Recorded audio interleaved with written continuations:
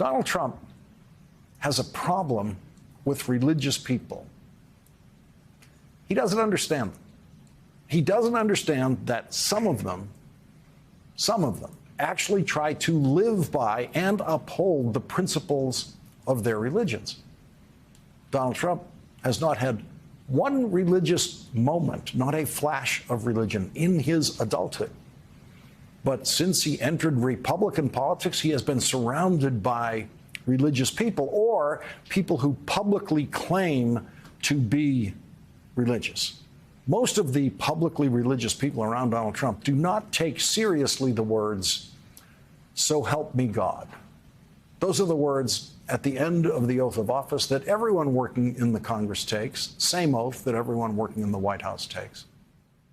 For 4 years, Donald Trump watched everyone around him in Washington working with him violate that oath to support and defend the Constitution from all enemies, foreign and domestic. He watched Republican members of the House and Senate violate that oath repeatedly. He watched everyone working for him in the White House violate that oath in various ways. And so, imagine Donald Trump's shock when in 2 separate phone calls, Russell Bowers, the extreme conservative Speaker of the House in Arizona, told Donald Trump that he would not do anything illegal for him. Did you tell the president in that second call that you supported him, that you voted for him, but that you were not going to do anything illegal for him? I did, sir. You had told President Trump you would not do anything illegal for him. I did, both times. January 6th happened because people like Rudy Giuliani and Mark Meadows and John Eastman and others were all too eager to do whatever Donald Trump wanted, legal or not.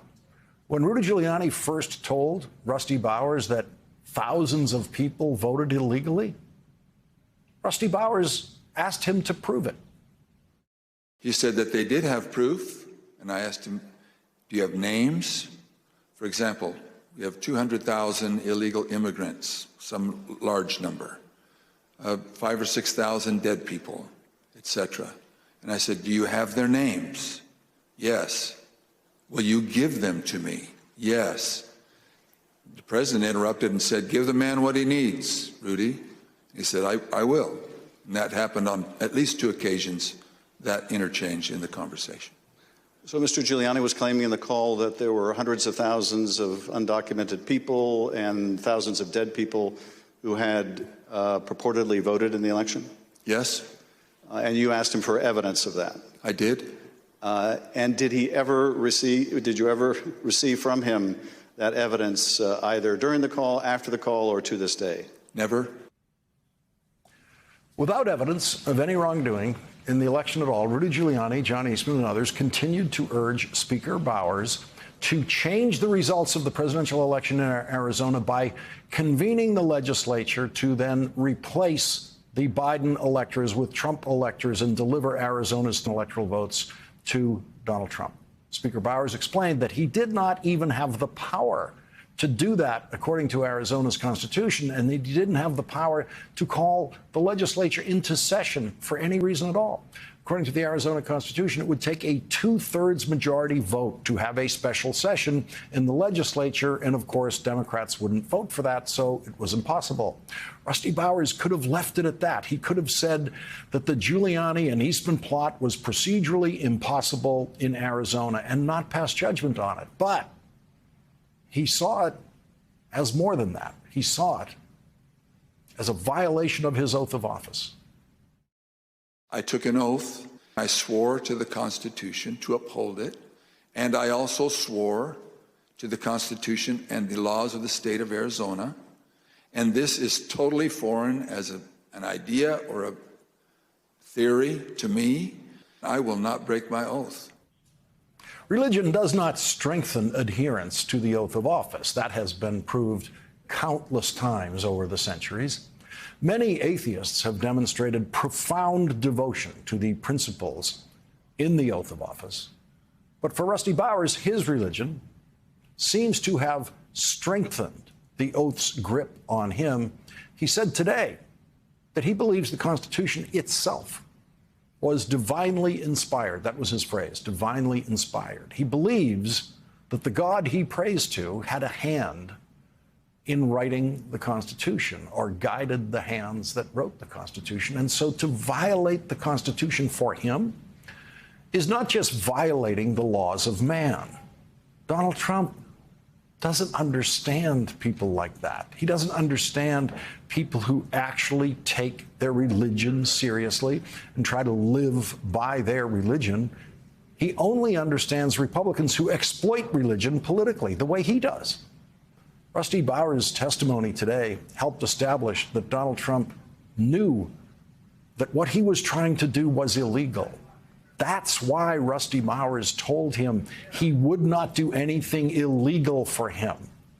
Something Mike Pence never had the courage to say to Donald Trump. Mike Pence was the most flagrant of all Trump enablers in his public religious pomposity.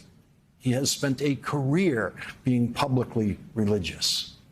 Publicly, Mike Pence always reaches for the affect of a preacher giving a Sunday morning sermon. But Mike Pence's religion never stopped him from lying for Donald Trump and publicly supporting and enabling all of Donald Trump's lies, every single one of them, until 1 p.m. on January 6th, when the Trump mob was already attacking the Capitol. And throughout the January 6th committee's investigation, Mike Pence, unlike Rusty Bowers, has never wavered in his abject fear of testifying under oath. Rusty Bowers told the committee today that angry Trump supporters with guns come to his house. Happens all the time. They are not content to just harass him. They also harass his neighbors. Speaker Bowers explained why he has no regrets about doing the right thing, and he explained it in words that Donald Trump cannot possibly understand. It is painful to have friends who have been such a help to me turn on me with such rancor. I may, in the eyes of men, not hold correct opinions or act according to their vision or convictions, but I do not take this current situation in a light manner, a fearful manner, or a vengeful manner. I do not want to be a winner by cheating. I will not play with laws I swore allegiance to with any contrived desire towards deflection of my deep foundational desire to follow God's will as I believe He led my conscience to embrace. How else will I ever approach Him in the wilderness of life, knowing that I ask this guidance only to show myself a coward in defending the course He let me take. He led me to take.